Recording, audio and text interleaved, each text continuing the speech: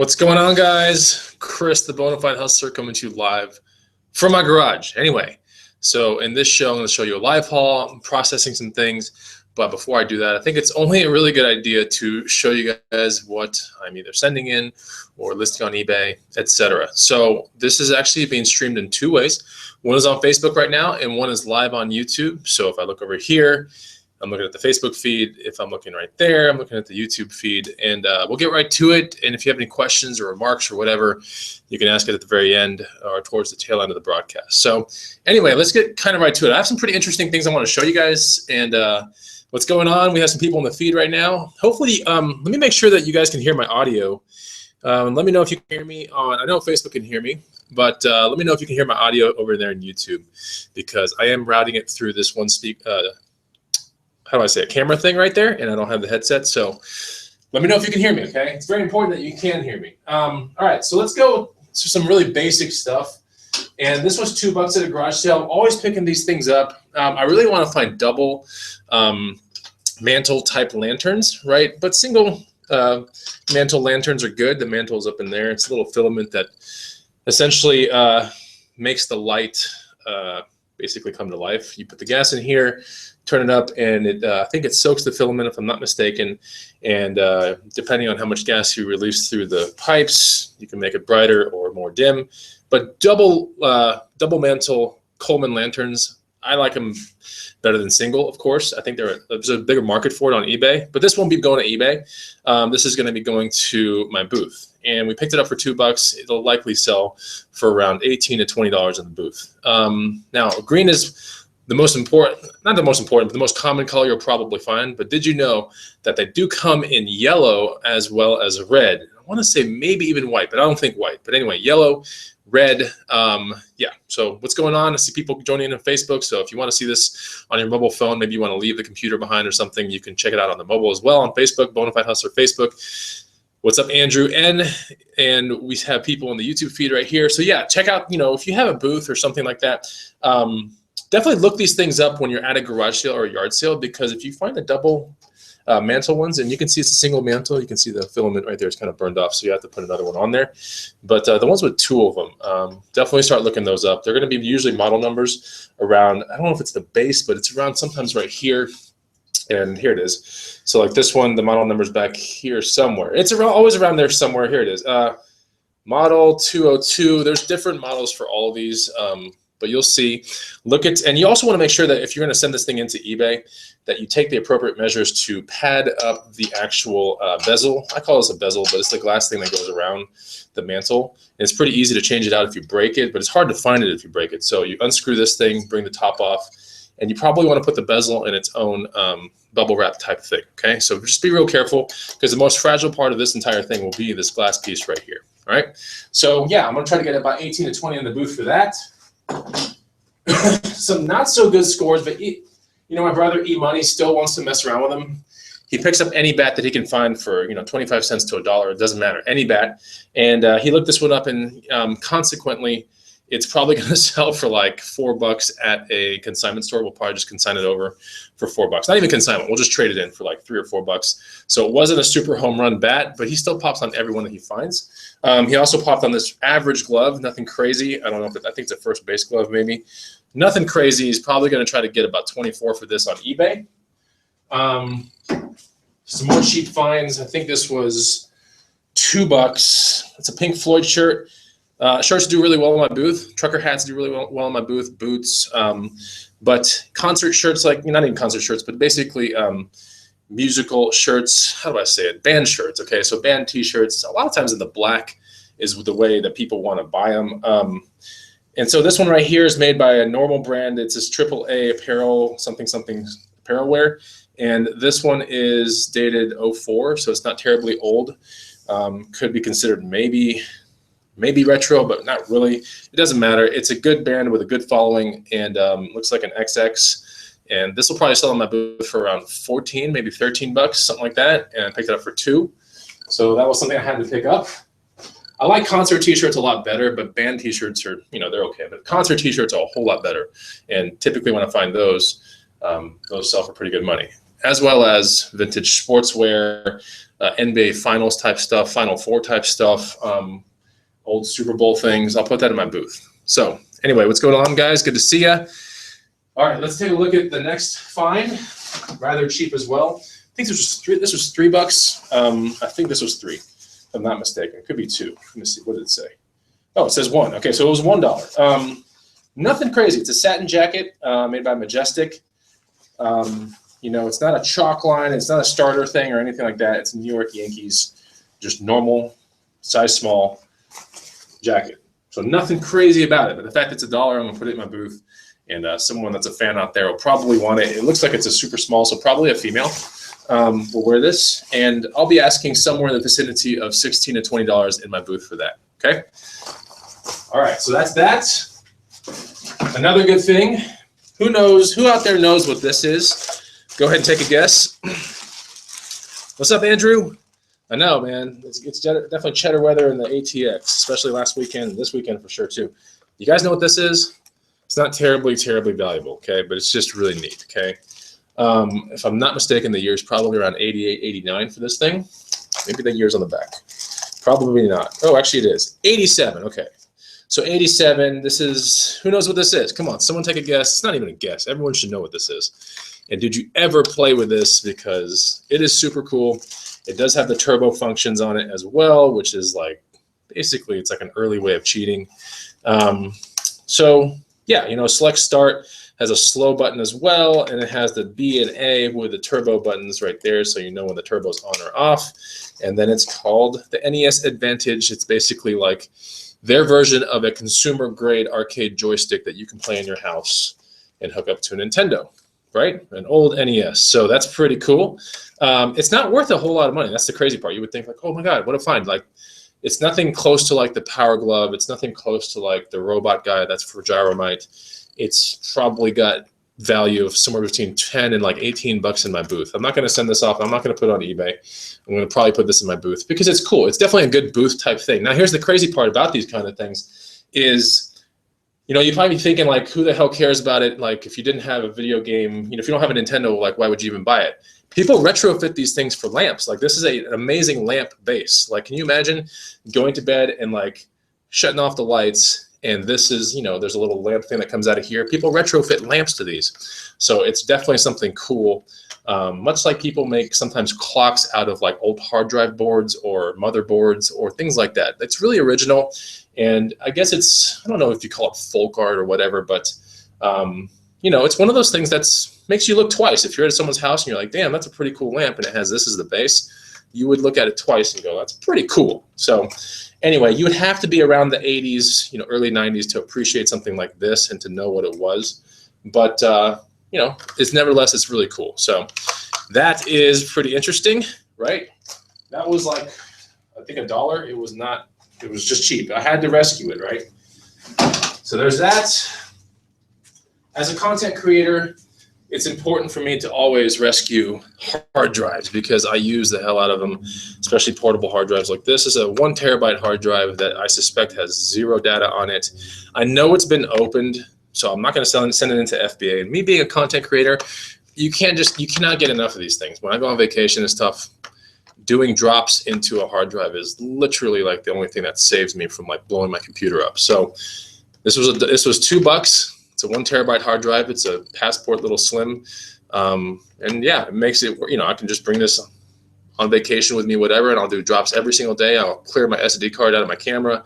And when it comes down to editing, it's a lot easier to just hook this up to your computer while you're at a coffee shop and, you know, day by day, just pull in and import all the videos from one day. That's the way I kind of do it. So there are a couple reasons why I know I'm pretty sure this is open. Is the little circular sticker on the back is, and I might have sent it in if it was completely like sealed, but the fact that it's been open, I'm like, forget it. I'm just going to use it. So the circular sticker right here isn't over everything that it should be over. Second thing is the serial number and the barcode of this thing is facing the front, which I don't think that's the way it is when it comes from the factory or whatever. It should be turned around. The Western Digital logo should be visible and all that kind of stuff. So, you know, when people showcase their items, they usually showcase like the logo and stuff like that.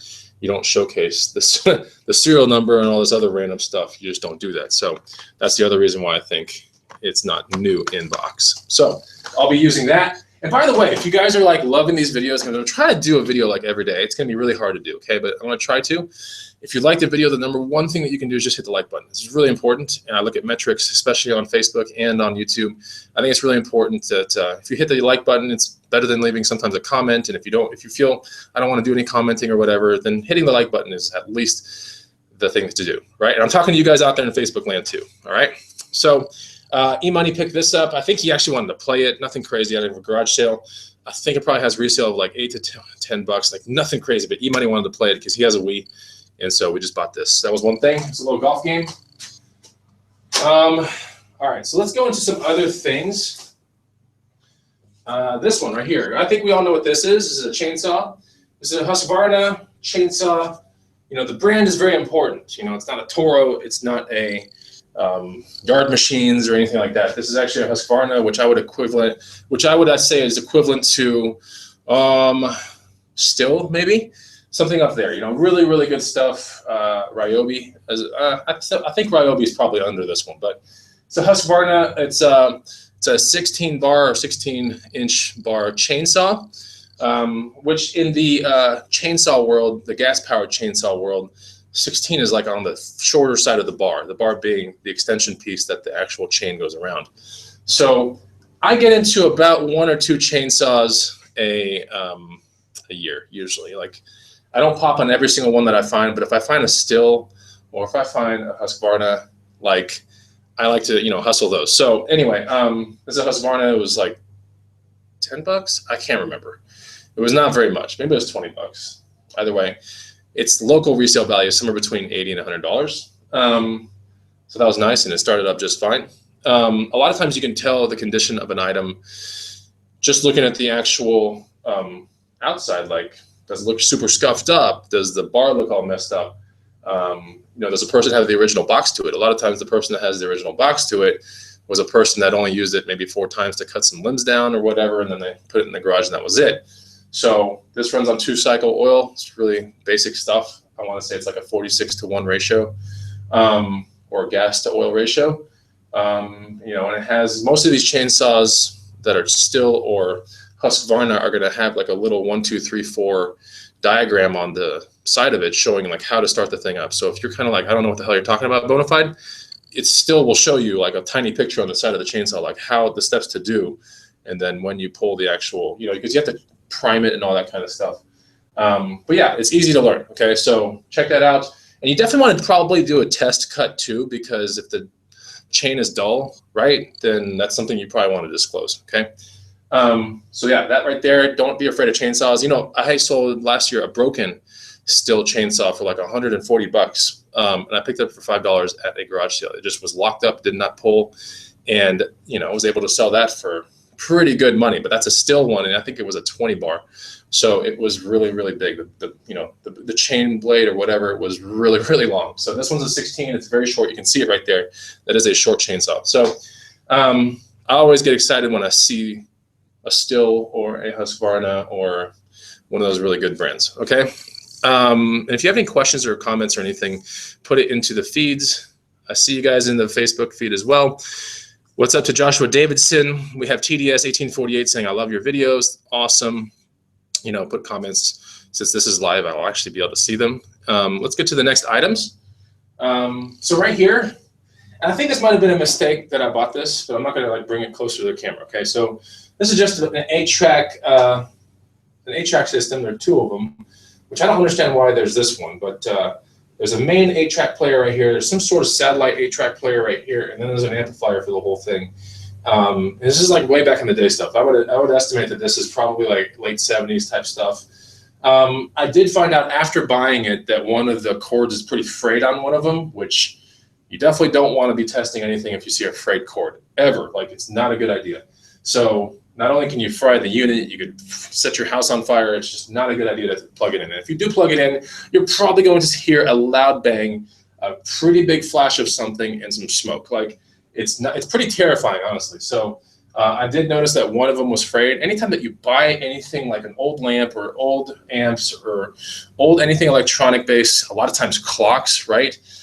Check the cord. So important, okay? Because when you plug that thing in, if your hands are anywhere close to where that fraying is, occurring on the wire, you are going to be sorry. So anyway, that right there, I bought it all for $10. I think the resale is comfortably about maybe 80 to 100. But the fact that that one cord is frayed and everything kind of scares me to the point where I think I might actually donate it back to a Savers or something like that, because I don't want to be liable for any of that stuff. It's just not my thing. So maybe I'll sell. I don't know yet. We'll see. It'll probably be local, because I'm certainly not going to involve eBay or any of that, because that's a lot of liability. It really is. All right, so that's that. What else did I get at the garage sale for $5? I didn't even talk to the person. No, actually, no, I talked the person down to $3 on this one, I think. This is just a PowerShot A495. Nothing crazy about this camera. The fact that I bought it for $3, I think when it resells, it's a 10 megapixel camera. Everything's in here. The manual, every cord known to man. This is actually powered by 2 AA batteries, which is a huge bonus, which means testing it is like super easy, because all I did was just hit the on button because there were 2 batteries in it. So outside of just missing a SD card, which everybody has, this is showing on FBA to have decent rank and to sell and net me about $28, which is good. Anytime you can flip $3 into $28, that's a good flip. Okay, so there's that. Now, some people in the feed are saying, they're referring back to the 8-track players, saying, if it's a loose, would it lose value if you rewire it? Not so much, because the value really is in the technology itself.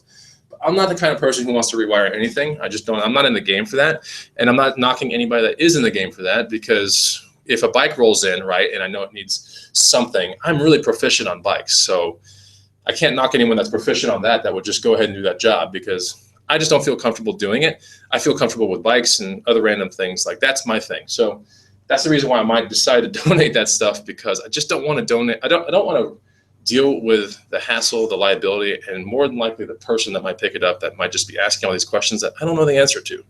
But anyway, so that's that. And someone else, In the Sun by the Beach, who's a huge subscriber of mine, saying on the chainsaw thing, saying new chains for chainsaws are pretty inexpensive. And that's true. So I know that one's not super, super sharp, but they are inexpensive. They're pretty easy to mount.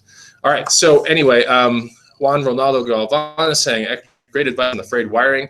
I sell a lot of electronics, good stuff, bona fide. Yeah, trust me. Like, the reason why I know it's pretty scary to deal with frayed wiring is because, I wasn't careful plugging in a clock not too long ago, or an AM/FM radio, like from the 60s clock thing. And man, that thing like completely terrified me. I plugged it in. My breakers didn't flip, thank God. But like, I plugged it in, and immediately there was like this surge of power and just like this boom sound, and it seemed like the electricity traveled up the wire, like right to where the clock was, and then just like had a quick, like light blue flash that was about the size of a tennis ball. And I was lucky I wasn't holding the thing like right where it was. But anyway, I think the clock was on the ground, and that's when I plugged it in, and then that's when the whole thing happened. And it is absolutely terrifying. I just want to tell you that. So anyway, so yeah, anytime that you're at a garage sale, let's go back to the camera thing. You can find these cameras in boxes. Remember, people that keep the boxes to things typically are people that respect the things in the first place, right? Like, I think of all the boxes that I have, that I've kept things, and I got Roomba boxes because I respect the Roomba, and if it breaks, I want to return it, But when I keep a box, it's because I deem it of good value or high value to myself. So when someone sells the boxes of something like this, that's a good sign. That means, like, if you open the box, you're likely to find everything that ever came with the camera. So that's a good thing. Just remember that for later on. Like, if you find, DVD players or things, and they're in the boxes still with a styrofoam, that's a good sign. That means that the people actually care about the items. And you're probably going to find the remote controls and all those things that are really crucial to putting it on FBA or even on eBay. So finding the box, always a plus. Let's go to something else real quick. So we have a Dyson Animal in my house, and this isn't like a fresh find, but I thought I'll just talk to you guys about it real quick. So this is the canister to a Dyson DC41 Animal. Okay, so I think we all have seen this before, right? It's the top part. It's a canister that you basically pull off the Dyson, and the Dyson that I'm referring to, this Animal, because I think they refer to an animal as like a lot of things, but this one is a actual wired, with a wire, or with a cord vacuum cleaner, right? Never lose suction. You know how Dyson says that. So this is what the top part looks like. And it has a detachable hose thing so you can clean weird parts of your house, whatever. But it was malfunctioning like big time. So I donated the main body of the thing, but I kept this guy, right? Because this one right here more than likely would sell for somewhere between 45 and maybe 60 bucks on eBay, just the canister. And so yes, I've air blasted the canister. It still has some pet residue, hair, whatever, dander, but it doesn't matter. I'm gonna disclose that on eBay. I'll bet you at anything I sell this thing for 45, 50 bucks, like no problem. So the canister typically has a red thing like this. If you press it, the bottom of the canister will flip open and you can kind of just shake it over a trash can and all the stuff comes out. But also there's a little tab, which is underneath this little red thing right here. So if you see me press this red thing, see this red thing right here? There's a tab under there, and that actually unlocks the filters and all that kind of stuff, which are very easy to clean too. So just remember that if you dump all the stuff out, that's not the only thing that you need to do on these Dyson things. You have to also click this little tab, and that'll separate these funnel things away, and then you can actually clean the funnel things, which doesn't take very long either. So if you have any sort of like air blasting tool, I used a leaf blower and it worked, So anyway, I'll just disclose that it still has some dust left, but nothing crazy. Someone out there, I guarantee you, who has pulled this out of their vacuum cleaner and just somehow dropped it on the floor, and it's not exactly the best made thing possible, so it probably broke, and now they're on eBay looking for one. And so if you look at eBay completeds, you'll find this thing pretty decently sold in the past 90 days, okay? So anyway, hopefully you like that tip right there. What's up, 10K on the Bay? What's good, Bonafide? Nothing much, Chris. It's good to see you. That's one of my buddies right there on 10K on the Bay. More or less a new YouTube channel that is getting crazy amounts of content, and he's been on like a lot of people's live shows. So you got to go subscribe to 10K on the Bay, Chris. Okay, so let's go to the next thing. This is not also a fresh find, but this is something that I got returned for me from Amazon. Now, I don't know if it was because of restrictions or if it was because of something else. Maybe it's just Nintendo and Mario stuff. I don't know. I can't remember at this point. I just know that I got it sent back to me like a month ago. One is Pokemon Gold, right? I guess it's called Gold, Yellow, whatever. It's for the Game Boy Advance, is it? Just normal Game Boy. So there's that one. We got Game Boy Advance, Mario Kart Super Circuit, and then that plays obviously in a Game Boy right here, which is a DS Lite, which also plays Game Boy Advance games, and normal Game Boy DS games as well. So if you have a DS game, it goes back here. If you have a Game Boy Advance game, it goes right there. And you power it right on. It's pretty good. If you're ever going to send one of these into eBay or whatever, just make sure that you disclose the stylus stuff. There's a little stylus pen right here, which is very important for certain games to play on these. Now, this is a really basic thing. This is probably worth like, this one being in the crimson color, it's probably worth like only 30 or 40 bucks, but nothing crazy. Still a first class rate. And I could sell these, and I'm probably going to sell these individually, like Mario Kart Super Circuit. I'll be somewhere in the vicinity of 10 or 20 bucks for that guy. I don't know what Pokemon Yellow is going for on eBay, but that'll be listed pretty soon.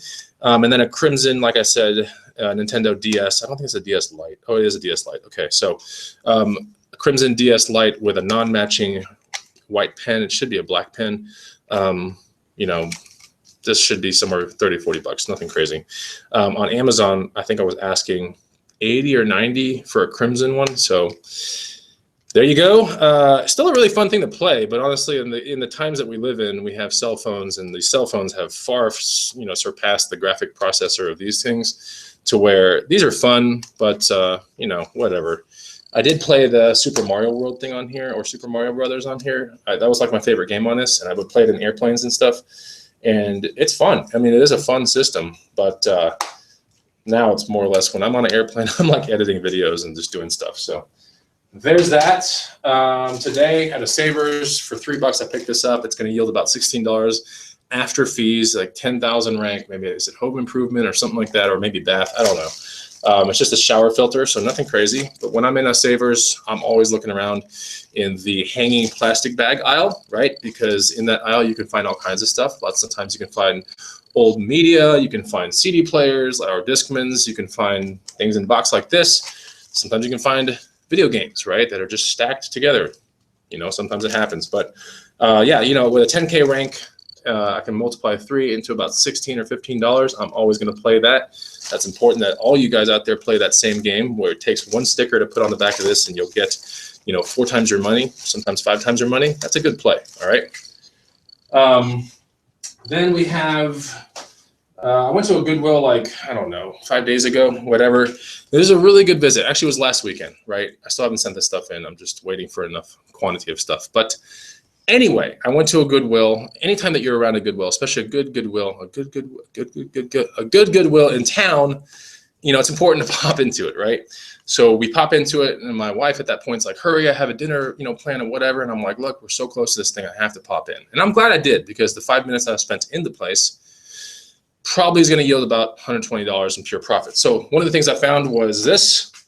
I paid basically $7 for most of the stuff you're seeing here for each thing. So this one right here, I think yielding about 52, right? 52 after fees. No, maybe 48, something like that.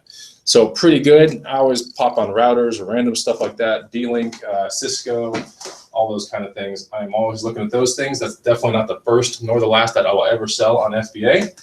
Good stuff right there. And then I found all these, which is crazy. So I'm going to show you, a sealed Max Payne.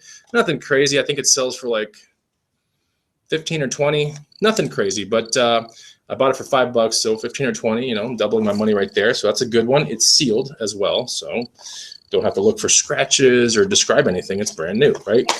Another brand new game I found was Wii Madden 10. I believe this one was yielding maybe double my money. This is going to pay out about 15 or so, I think. Maybe 20, but I think 15. So it's basically taking $7, which is what the price tag says, and doubling my money. Very low rank, so that was a good one. Then we have Super Mario Sunshine, which is like a $24 game, I want to say. $7 as well. I mean, this Goodwill that I'm at is taxing. Yes, it's a lot of money. I mean, it is a lot of money in video game sense. I guess when you play it similar to pawn shops or parallel to pawn shop pricing, $7 doesn't seem very much anymore. But when I put it to yard sale or garage sale pricing, which when games are there, they're like $1 or $2, or it's like a whole bag plus a system for like $10. You start to realize that $7 is a lot of money for like a game at a thrift store. It just seems like a lot. Maybe that's just me. So what's up, Jason T. Smith? Good to see you, man. And he's been on one of my recent videos, like 2 videos ago. We finally covered thrifting in a Raptor in Vegas, which is awesome.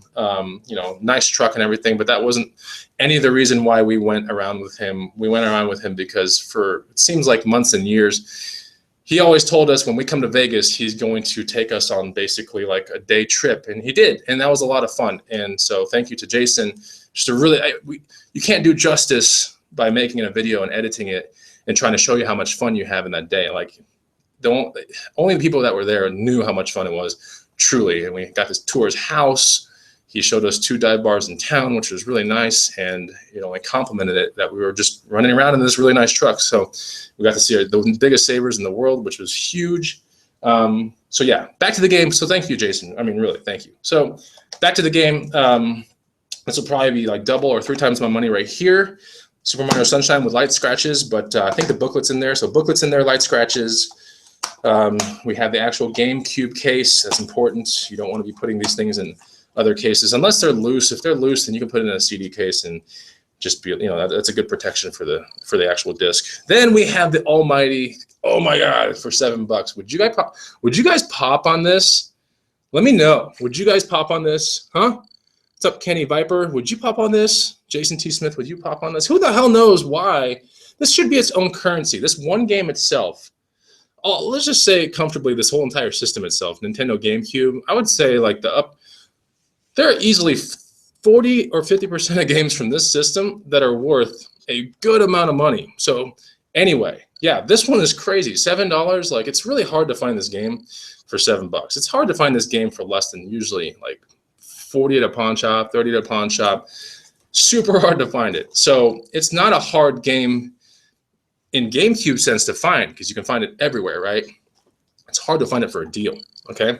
So for $7, that's not my record. My record for finding this game has been $1 at a garage sale. But I found it for $7 twice over, and then many other times just randomly in lots and stuff. But my true best deal in this game has always been $1. So this is Super Smash. I always just call it SSB.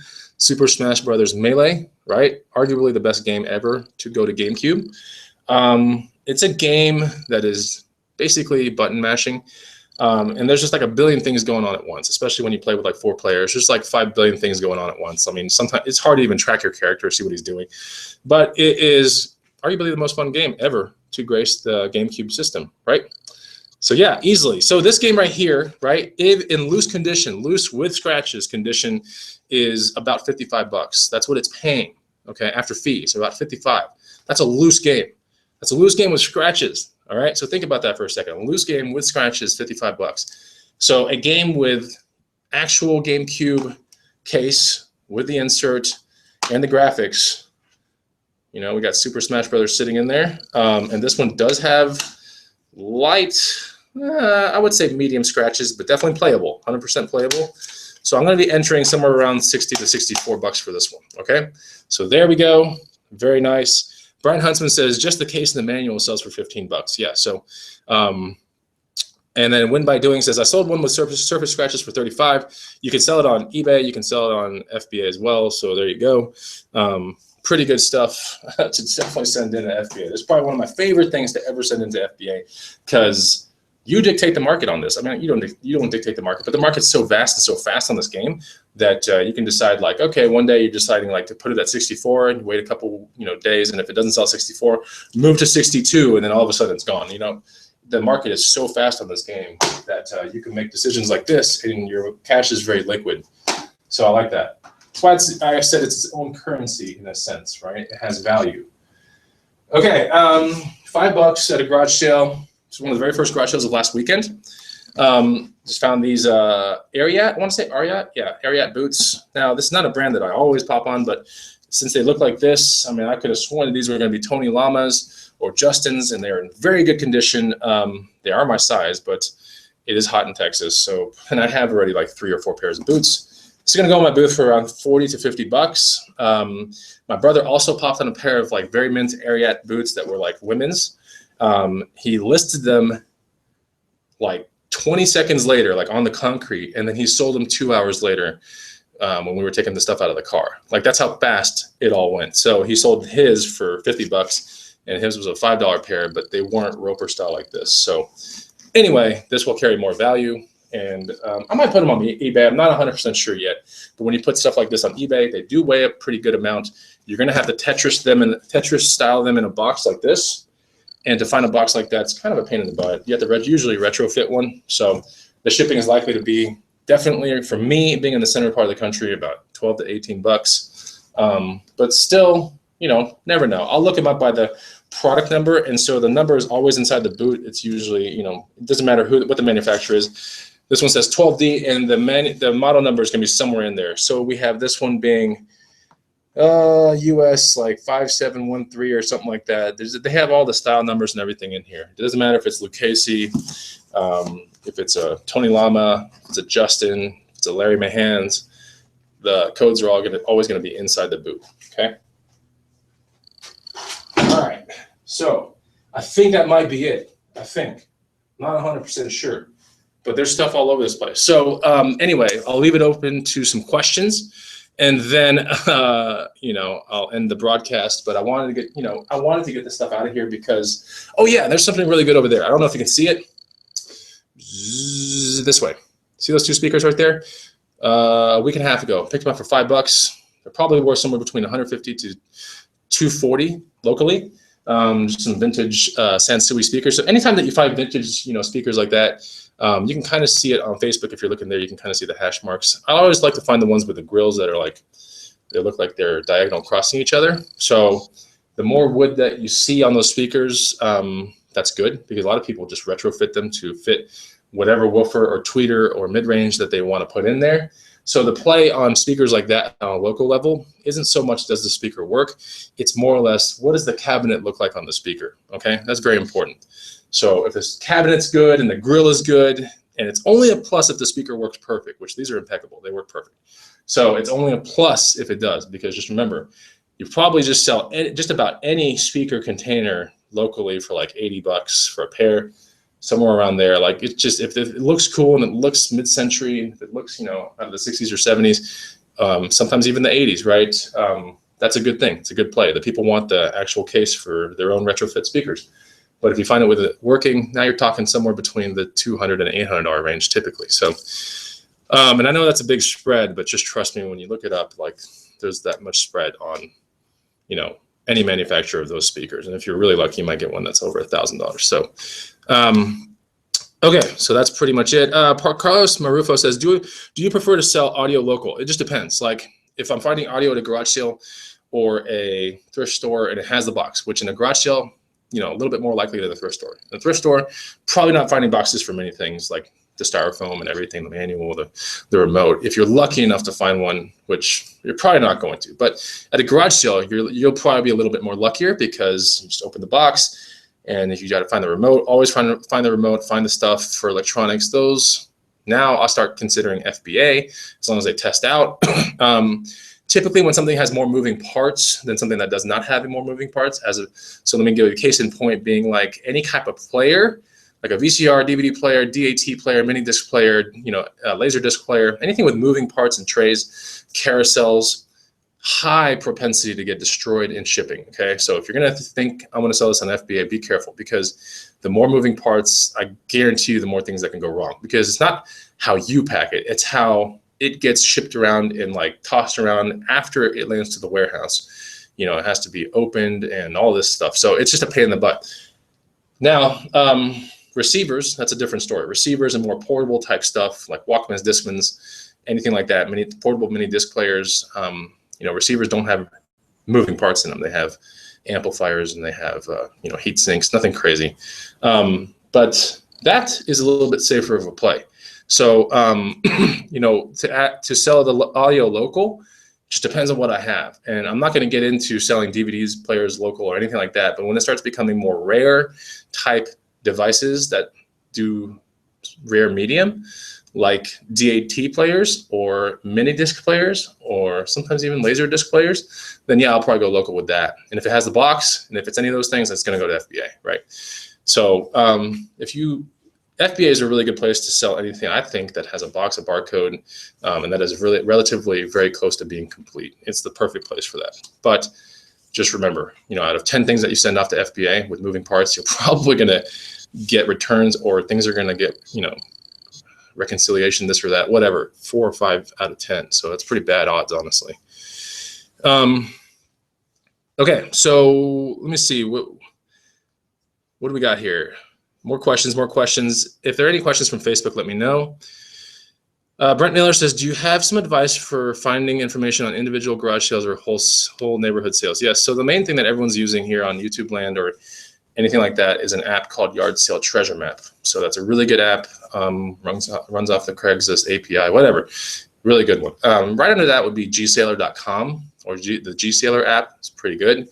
I use Yard Sale Treasure Map. And another edge that you can get out there is being a part of Nextdoor, the Nextdoor app. And in the menu function, you can pick how many neighborhoods you want to see within an X mile radius. So I'm like visible to 18 neighborhoods around me. And the Nextdoor app, I look at it like every day. I look at more than I look at Craigslist now and OfferUp. But it's definitely a place that you can get the edge on certain things. Like last week, I emailed some lady about like, hey, you know, I want to see that bike before you have the garage sales at possible. And like an hour later in my inbox, she was like, when do you want to come by? So that's one of those things in, you know, Nextdoor that's pretty cool. You probably don't get those opportunities if you were to message someone on Craigslist, for example. It's not that you probably, they're just not as likely. But in Nextdoor, it's like you're dealing with neighbors, like, so it's pretty good. Carlos Marufo says, yeah, how do you schedule your yard sale map? I do color-coded balloons. So I was thinking about making a video for this in the Green Room University. By the way, let me just take a second to, you know, if you like bolos and things to look out for and, you know, tips on things to sell on eBay and Amazon, you got to check this out too. I know you love these videos, guys, but if you want the guide, check out the guide. It's the first link down below. And yes, shameless plug about the Green Room University. It's a fun place to be. I do own it, right? Or I'm a part owner of it. But it's a really positive place to be where people share ideas on anything money-making that is digital-based, it seems like, or in-home based or reselling based. So check it out. To go back to that question, how do I color code the balloons for Yard Sale Treasure Map? I open up the app, and to the bottom well, it's on my phone there, but I think it's the more like the one over from the bottom left is a little thing that you can hit, and it shows you, do you want to label that sale green, red, purple, blue, orange, or nothing, right? So use those balloons and those color coding to, you always want to take a look at this yard sale treasure map thing Friday before you go out on Saturday morning. So you want to take the vast amount of dots that you see that are red, and you got to figure out, first of all, where you're going to go. Okay. And then you want to take a look at all the sales on your route, because all the other ones that you're not going to get to, you don't have to mess with any of those. Just leave them red. But the other ones that are on your route, color code them. Okay. So for me, 8 a.m. would be a blue balloon. Anything 7 a.m. would be a green balloon. 9 a.m. is a purple balloon. 10 a.m. is an orange balloon. Anything I don't want to go to would be a clear balloon. All right. So there's the cheat right there. I'm telling you guys right now, I've had numerous responses back from this because I've said this tip, I think like a month ago or two. And I've had a lot of people in my inbox saying, that was a really good tip. I cannot believe it. Like, that's the most amazing way to do it. So check it out. That's your tip. Rick and Deal says, is it worth selling bikes online, and how would you ship them? I write about this in Bikes to Bucks, which is my guide, but maybe 3 or 5% of the bikes that I've ever hustled found their way to eBay. Okay. And that's because eBay, anytime you deal with eBay and a bike, you're dealing with shipping that's going to be anywhere between $100 and $300, right? From a local bike shop. Yeah, you can ship it off yourself.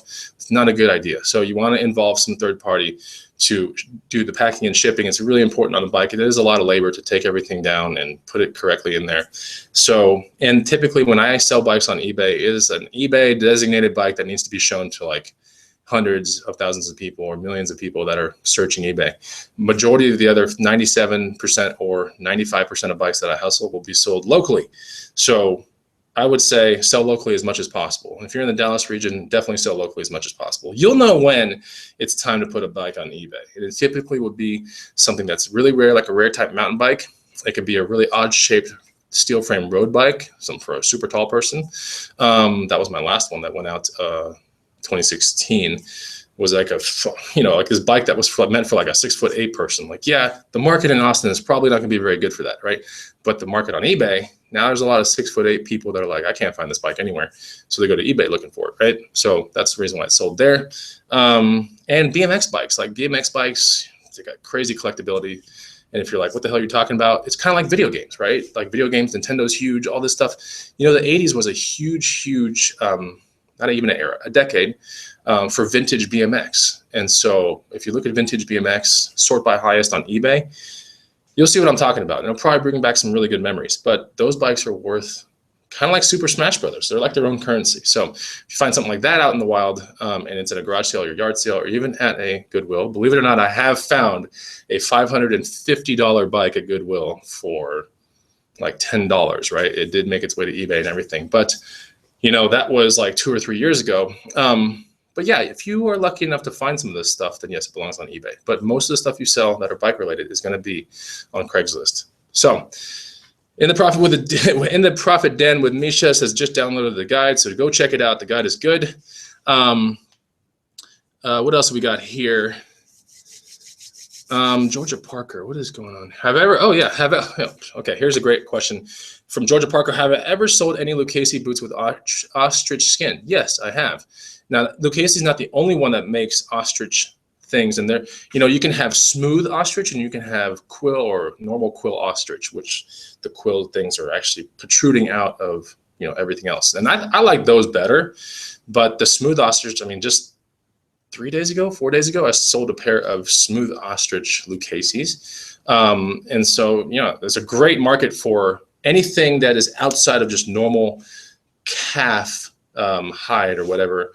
If you're dealing with belly or snake or ostrich, I think that's the kind of stuff that really does belong on eBay. And that's the stuff where it makes it worth the shipping cost, right? So definitely check that out on eBay.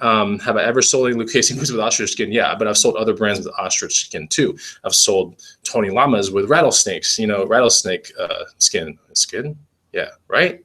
Rattlesnake skin, scales. Someone help me out. But you know what I'm talking about. But yeah, I've sold those before. What have I sold? I've sold, last month I sold some goat. No, last month I sold some Scotch grain calf ones, and those were Lucchese's as well. Those went for like $2 something. That was a $13 find at Goodwill. And then before that was another one. Anyway, so I seem to have a pretty decent selling boot about once every 1 or 2 months. So anyway, oh yeah, see, Georgia Parker says, I found some Cayman boot. Holy crap. So Dan Post Cayman boots are worth some good money. But if that had been Lucchese, for example, Cayman, boy, you can't even get to, I mean, Cayman, I think at the boot store here in Austin, Texas, Cayman Belly or just a Cayman boot, Lucchese, like starts at like $900. Like it's crazy. So anyway, Wrecking Deals, I don't know the answer to this question, but it's a really good question. So maybe someone out there can answer it. It says, are there any certain skins or hides that are not allowed to be sold? I don't know the answer to that. I wish I did. Carlos Marufo, excellent question. So let me answer this one. What keywords draw you to specific yard sales? This is a really good question. I'm going to tell you just a blanket approach, and this is kind of like the hint. If you're in the green room, please hit me up with this question, and I'll help you out further. I always try to make more effort for the people that have joined the green room, but I'll say it like this, okay? Keywords, you got to pay attention to singulars and plurals. Like if you're going to look up video game, shame on you for not looking up video games, like, right? The plural. So you got to remember plurals and singulars. It's very important. But the other thing that you have to remember is specificity. So like if the more specific something is described on an ad, the more likely it's going to be high priced when you go to the garage sale, okay? Case in point, here's an example of someone goes, oh my God, video game systems, TurboGrafx 16 with one control, Sega Genesis with whatever, Atari Lynx portable unit with 16 games, original NES with 2 controllers, Zapper, Bob, Gyromite game, all of Mega Man series. Okay, so when you get there and you're looking for a crazy deal, especially being a reseller, you're probably not going to find it, okay? Because the more specific something is described, the more the actual seller knows what it's worth. So I like to find myself in less specific type stuff.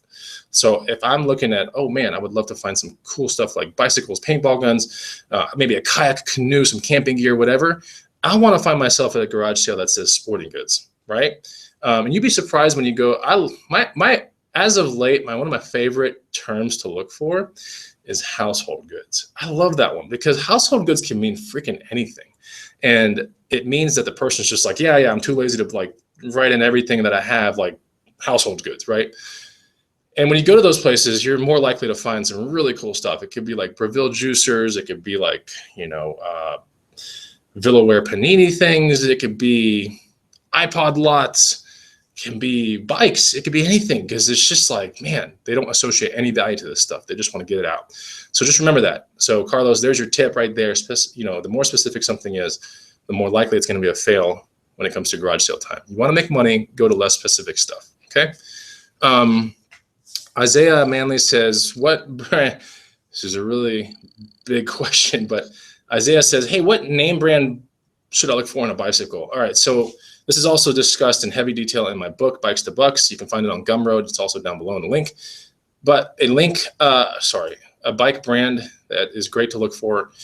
If you're going to just crack into bikes and you want to make some money, okay, you just want to make early money, crack into bikes and look for one style in particular, just go to Vintage Steel Frame Road Bike, which happens to be one of the very first things in this guide right here, okay? And there are plenty of brands in this guide under Vintage Steel Frame Road Bike that you should be looking at. But let me just tell you a couple right now. Bianchi, Centurion, certain Treks, certain Specialized, Serrata, there's just so many vintage ones out there. Even some giant ones are good. Shoguns, Miata, Fuji, there are a ton, okay? But vintage steel frame road bikes, learn how to spot those because that's really easy money in most towns in America, okay? Especially towns that are close to colleges and universities. Like kids love riding these like retro looking bikes. And a steel frame road bike is not junk, like unless it comes from Murray or Huffy or things like that, right? A vintage steel frame road bike is really hard. It's not really hard to find, but on a garage sale sense and a yard sale sense, it's pretty easy to find. But the question is, are you early enough in the morning to get it? But they're usually out there. Okay. Oreo Kid says, Bonafide, one of the very best. You're funny and you're sexy too. Ha ha ha. Thank you, man. Good to see you, Oreo Kid. What else we got here? TDS 1848. Would you go to an estate sale before garage sales on your route for the day? No, I wouldn't. Like estate sales, when an estate sale goes down, it's a third-party company. It's a company that people hire to basically get as much money as they can out of the stuff inside the house, when the company usually gets somewhere between 20 and 40% of the proceeds. So it's in their best interest to charge as much as possible for the stuff. But then again, if they charge too much for the stuff on day 3 of the estate sale, then most of the stuff there, it's basically like they failed. That's not good either. So the reason why you also see day 2 or day 3 on the estate sale being 25% off day 2, 50% off or more on day 3. But usually day 3 is like slim pickings that I've experienced, right? It's my opinion on that. So would I ever put that in front of garage sales? No. Like, I've never put an estate sale in front of a garage sale unless the weather is not playing in my favor for garage sales, or it's rainy, or it's super cold or something. Yes, a estate sale is still going to go down, right? Because it's inside a house typically, or it's under some breezeways into like the covered garage. Like, yeah, that's cool, and I'll do that. But on days like that, I'm typically in a different mode. Like, I'm in estate sale mode, I'm in pawn shop mode, thrift store mode, and big box store mode, because I want to stay inside. But if the weather is good, and here in Austin, we're going to have a great week, we're going to have a banging cheddar weekend tomorrow, I can't wait for it, then I'm going to be in garage sales, because garage sales, the deals are a lot more unorganized. The deals are a lot more susceptible to being super cheap. And when you have the opportunity to drain somebody, all right, and I say that in a positive way, like not like taking advantage of someone, but when you have you don't get the opportunity to drain someone at an estate sale very easily. But in a garage sale, you kind of do sometimes, especially if moving one, got to get out of the country, everything must go, fundraiser, you name the price kind of things. That's the type of garage sale where you go around and you spend a little bit extra time and you try to drain that person, right? So that's what's up. So yeah, I don't put an estate sale ahead of a garage sale unless the weather is affecting it. What else do we got here? Garage sales first. That's right, J. Scott Mays. That's what I'm saying. What's up to Bonafide Hustler? What's up, Glenn? Good to see you. All right, so I think that's pretty much it. Let me see if I can get one more question done here. Georgia Parker says, hey, I'm new to eBay and I'm about to hit 200 listings. So hopefully the sales will start rolling in. I've done a lot of stuff. When people in the green room go, a lot of times I wouldn't say a lot of times, but seldomly the first post in the green room is like, hey, well, I'm new to the green room. Here's my eBay store. If you guys have any tips for me, like I've seen that post roll in at least easily a couple times a month. So anytime I can usually see that post, if the feed's not going super fast that day and I catch it in time, I will take a look at the person's store. And a lot of times, I don't like to say that, if you start with the notion that quality is the most important thing on eBay, not quantity, then I think you'll do just fine. So quality is very important, because if you're not sourcing quality items, it's easy to get a very high amount of inventory in your store. Okay, it's really, really easy.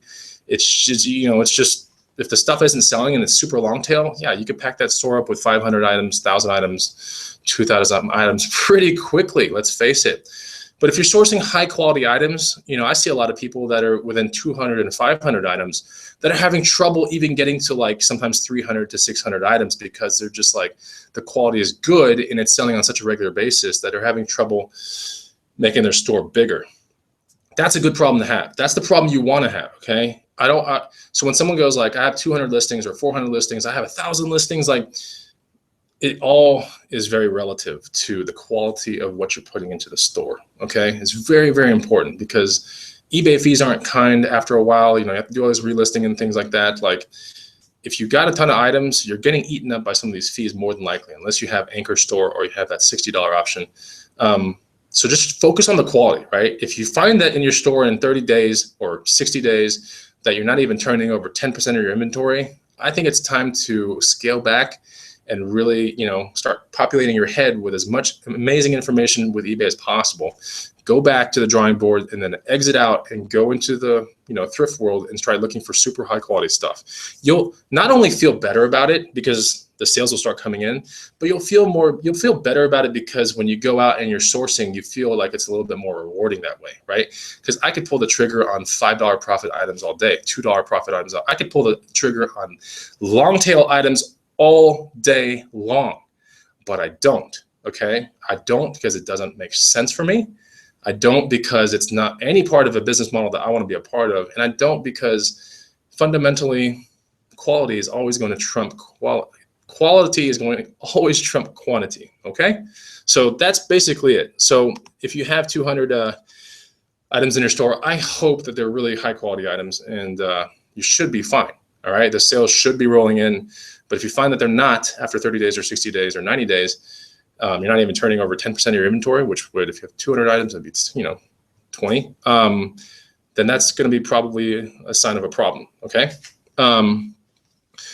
Georgia Parker says, I've started with vintage t-shirts that are in great shape. That should be pretty good. Dresses and boots. I haven't found my niche yet. Thank you for the advice. Yeah, so Georgia, just make sure you get this guide and all that kind of stuff, and join free or paid groups where whenever you can afford them, right? If you can afford them, whatever. But there are plenty of paid groups out there, right? We have the Green Room University. Consider it one day. But check out that guide. The guide's free, so that's real good. And just soak your mind with high profitable items. If you ever get a chance and you're thinking at night like, wow, I wonder, one of the best ways to get smart about things, let me just tell you right here, here's a cheat, okay, is go to a bunch of garage sales, okay? Go to a bunch of garage sales over the course of like 3 weekends, 4 weekends, and see what you're seeing normally in these garage sales. There's always a sporting goods section. There's probably gonna be a rack with some men's and women's clothes on it. There's gonna be a table closest to the person that's handling the money that might have more things like pocket knives, jewelry, small electronics, things that they don't really want stolen very easily. As you get further to the driveway, it's gonna be like pots and stupid things like that aren't of any value. So start seeing, if you start seeing a lot of things, like I see tennis rackets a lot, or I see golf clubs a lot, I see hammocks a lot, hammocks and stuff, then go to eBay with those things when you're bored at night or evening or whatever, and search by highest and start learning some good brands, okay? But if you do want the cheat to all that, then you got to get this guide. The guide has a lot of what we deem the very good items to find at garage sales. And if you start at that 100 right there, I think you'll be just fine. So Jodine says, I spend my time researching the most expensive items sold, then just focus on finding those items. See, that's a really good, that's exactly what I'd said. So that's good. Some of those items on the list opened my eyes for a wider search. Thank you. That's In the Profit with Misha. So there you go. And populate your head, son. It should be for a merch shirt. That's right. So yeah. Okay. So yeah, Michael Cook saying, this is a really good tip, Chris. We don't hear that enough. Everyone talks about quantity all the time. I'm not slamming anybody that talks quantity, because there definitely is a percentage of the people that are talking about quantity. And quantity is a good goal to kind of shoot for, but quantity also must be taken with a grain of salt. You have to go, okay, homeboy is blasting about 500 listings. For example, the next question should be, what's your turnover rate, right? What's your average selling price?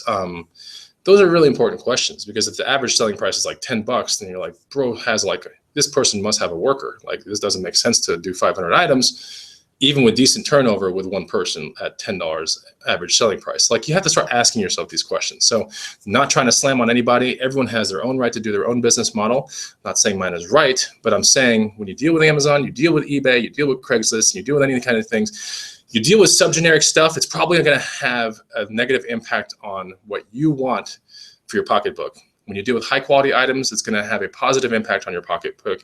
It's more rewarding, and it's just easier to liquidate if you need to. So there you go. Okay. I think that's pretty much it, man. I've given you guys a ton of time here. I got to go to Costco. I'll shoot you guys straight. I got to go to Costco and get food, some carbs, actually. I have a ton of protein in my fridge. I realized I have no carbs, so I need carbs. I'm going to Costco. I'm getting carbs, and that's what I'm doing. So that's the reason why this is going to get cut short, or I guess the long show is over. But thanks to all the people out there that asked questions. I hope you guys enjoyed the haul. It was not the craziest, biggest haul of all time, but nevertheless, it's a haul. Before I processed it, I was like, you know what? I'm going to make a video and show the people out there what I found. Last but not least, if you watch this and it's not live, you get two options, okay? One is to hit the like button. It's so important. All right, just hit the like button. All right, I thought it was a great show, but hit it for me. Second thing is leave a comment if you want to, right? Really important to leave a comment. And the last thing, if you ever I've said this 5 times in this show, it's perfect time to just reblast it again. Get the guide. First link down below. I think we had 5 or 10 people in the feed that got it already. But check out that guide. It's actually going through a revamp right now. And the revamp should be done in about a week. So the guide that you're seeing, try to re-download it in a week and see what happens. Because it's going to be not a completely new guide, but definitely revamped. So check it out. I want you guys to have that guide. It's a really good guide. And we've actually thought about doing a 2.0 version as well. So if that interests you, if you would like it to download, or the ability to download a 2.0 version, which is 100 new items, let me know, and my admin team and I will get to it, and we'll make sure it happens. So let me know. It's good to see you guys. Take it easy. And thanks for anyone in the Facebook land that has watched this. Hit the like button in Facebook land. Let me terminate you guys. And then you guys in YouTube, I will see you on the next Bonafide Hustler video. Take it easy.